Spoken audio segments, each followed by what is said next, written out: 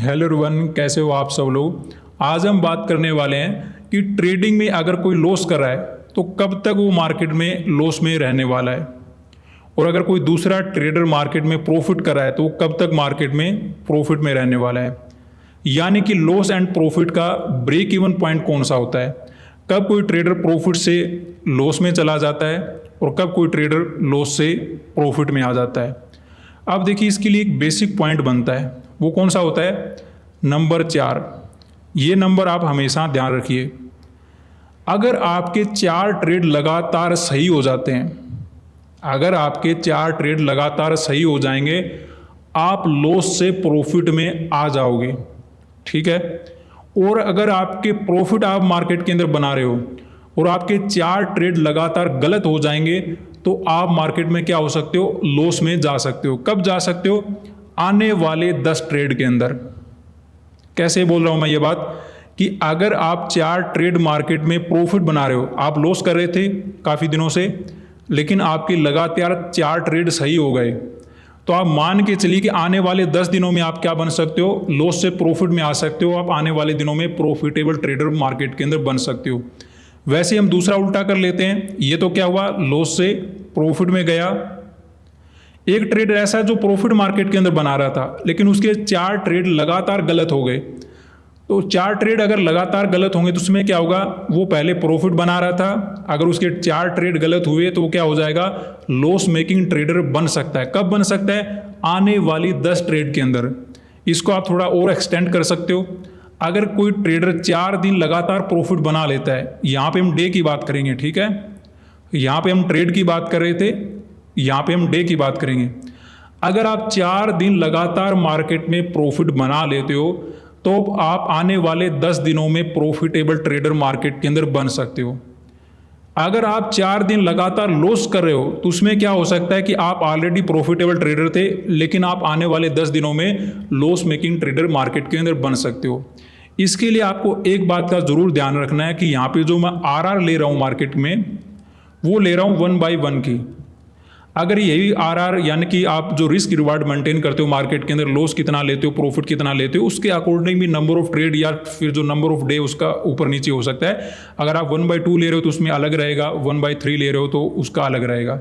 यानी कि जो नॉर्मली देखा जाता है, इसमें अगर आप 40% भी मार्केट के अंदर अपने आप को सही कर पा रहे हो, तब भी क्या होगा, आने वाले दिनों में चांसेस है कि आप उसी तरफ मार्केट में आगे बढ़ने वाले हो। तो मैं आपको कहना क्या चाहता हूँ, 4 नंबर क्या है, ये प्रॉफिटेबल बनाता है, नहीं, ये आपको एक ब्रेक इवन पॉइंट देता है। ब्रेक इवन पॉइंट किस चीज़ का, जो भी आप करें उस चीज़ का जिसमें भी आपको डर लग रहा है कि सर मैं लॉस कर रहा हूँ, कब मैं प्रॉफिट में आऊँगा, तो आप कोशिश कीजिए कि 4 दिन मार्केट के अंदर प्रॉफिट में रह जाइए। ऐसा कोई सेटअप मार्केट के अंदर बनाइए, इस प्रकार मार्केट में ऑब्जर्वेशन को देखिए, इस प्रकार कैंडल को, ये मोमेंटम को समझिए कि आप मार्केट के अंदर 4 दिन लगातार प्रॉफिट बना पाए। अगर आपने ये अचीव कर लिया तो फिर अगला जो पार्ट होगा, जो 10 दिन का मैं पार्ट मान के चलता हूं, तो आने वाले 6 जो ट्रेड होंगे या फिर जो 6 दिन होंगे, उसमें भी आप प्रॉफिटेबल मार्केट के अंदर बनने वाले हो। और ये अचीव जरूर होगा अगर आपने 4 दिन किसी मोमेंटम को सही से समझ लिया। कंडीशन ये होनी चाहिए कि लगातार होना चाहिए। लगातार क्यों जरूरी है, क्योंकि 1 बाई 1 कभी हो गया कभी नहीं हो गया, ये तो हमेशा चलता ही रहता है मार्केट के अंदर। लेकिन अगर लगातार होता है, उससे क्या होगा, आपका जो मोटिवेशन है वो काफ़ी ज़्यादा हाई हो जाएगा। यानी कि आप लॉस कर रहे थे, 4 ट्रेड आपके सही हो गए, आप प्रॉफिटेबल मार्केट के अंदर समझना शुरू हो जाओगे कि प्रॉफिट में कितना अच्छा लगता है। उसी तरह से अगर आप प्रॉफिटेबल थे मार्केट के अंदर, लेकिन आपने लॉस बनाना शुरू कर दिया, तो आप काफ़ी ज़्यादा डीमोटिवेट भी हो सकते हो अगर आपके लगातार 4 ट्रेड गलत हो जाए। इसीलिए जब भी मैं ट्रेड करता हूं तो मैं कोशिश करता हूं कि मेरे ट्रेड 1 गलत हो जाए, 2 गलत हो जाए, 3 गलत हो जाए। इससे ज़्यादा अगर गलत हो रहा है तो मैं वहां पे कोशिश करता हूं उस ट्रेड को बचाने की हद से ज़्यादा, कि ये अगर हो गया तो मार्केट में आने वाले दिनों में और भी ज़्यादा प्रॉब्लम बढ़ने वाली है। अब ये जो 4 नंबर आया कहाँ से हूँ वो मैं आपको बताने की कोशिश करता हूँ। अब मार्केट का एक स्टेटमेंट है, देखिए, अगर आप कोई भी 10 ट्रेड करते हो, कोई भी अच्छा ट्रेडर है, कोई भी बुरा ट्रेडर है, 10 ट्रेड में से आपके 2 ट्रेड तो नॉर्मली मार्केट के होते हैं। यानी कि कोई पैसा अगर बनाने वाला ट्रेडर है तो उसके 2 ट्रेड नॉर्मली मार्केट गलत कर सकता है, क्योंकि मार्केट में कुछ न्यूज़ आ गया, कुछ ऐसी बात हो गई, आपका मे भी एक दिन सेटअप काम नहीं किया, 2 दिन सेटअप काम नहीं किया, तो 2 ट्रेड नॉर्मली गलत चले जाते हैं। तो ये तो आपका मिनिमम पॉइंट है।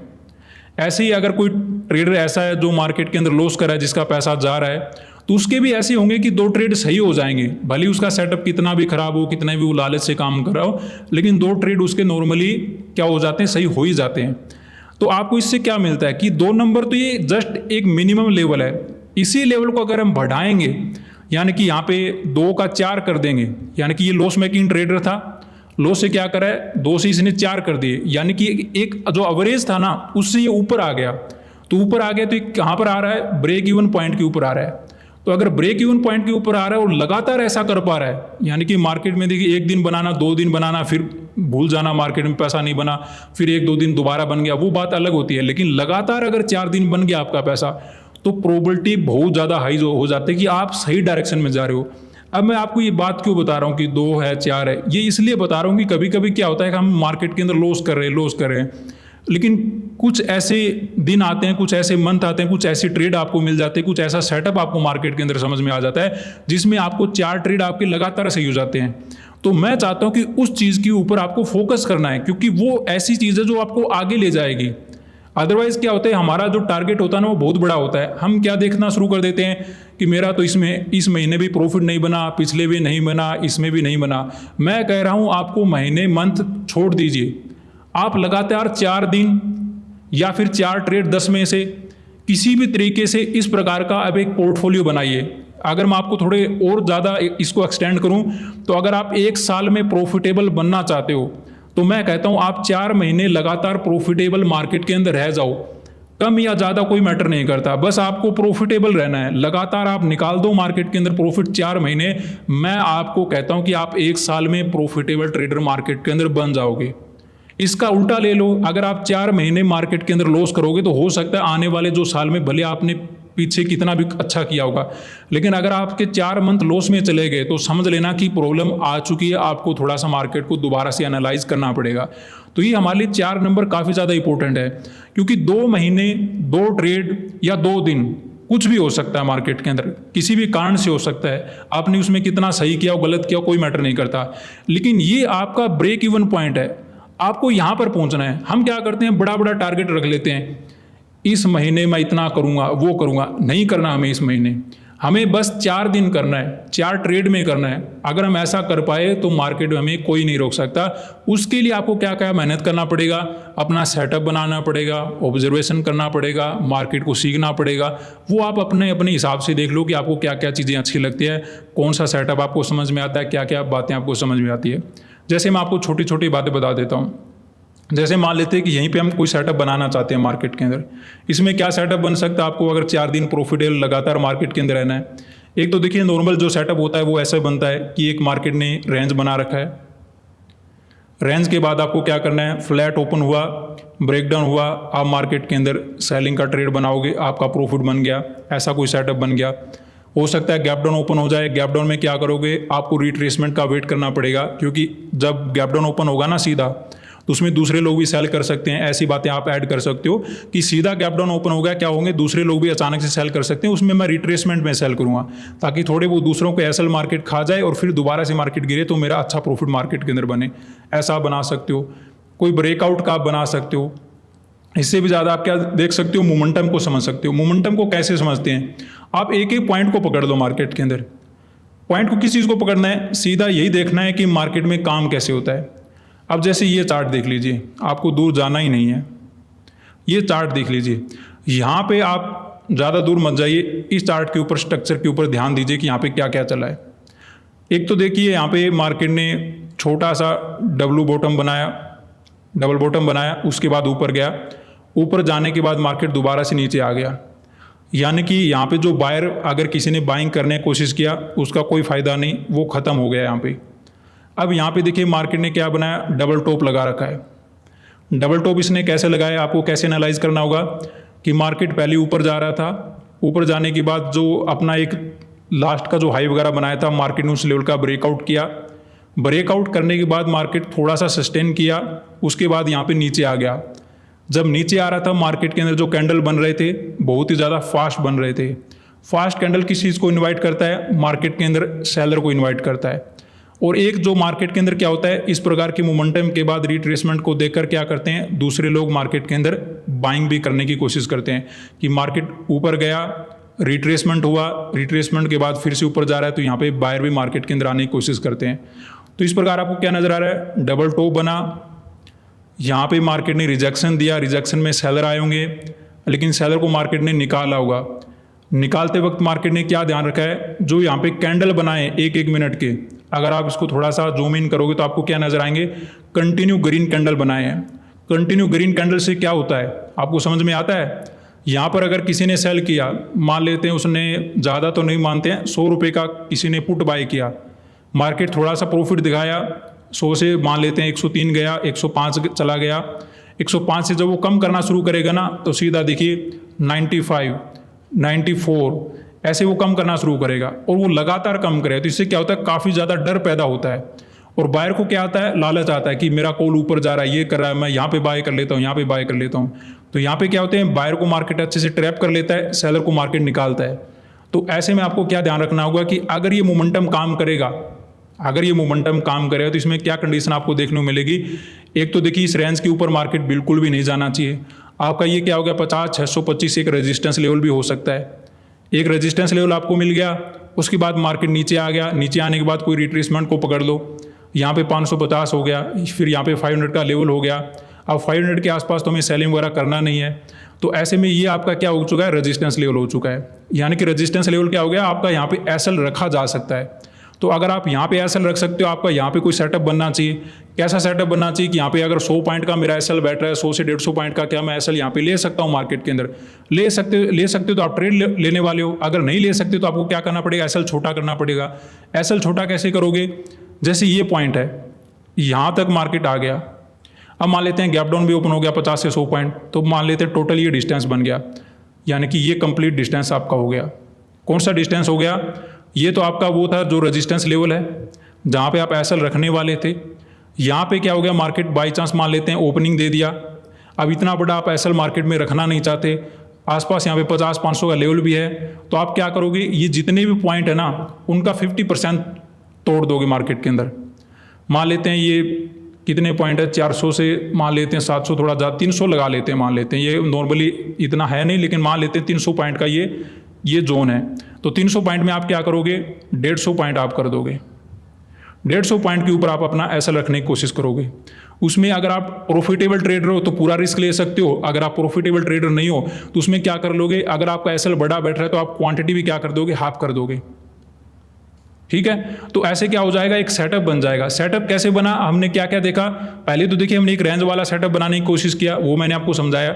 उसके बाद मैंने आपको क्या समझाया कि ये जो ग्रीन कैंडल बनाना ये काफ़ी ज़्यादा इंपॉर्टेंट होते हैं। मार्केट में अचानक से लालच आया, फिर ग्रीन कैंडल बनाते हुए सेलर को भगाया, फिर मार्केट ने क्लोजिंग भी नीचे दिया, 50-500 नीचे किया है, तो गैप डाउन ओपन हो जाता है, फ्लैट ओपन होकर गिरना शुरू कर देता है, तो वो एक अपॉर्चुनिटी होगी मार्केट में सेल वगैरह करने की।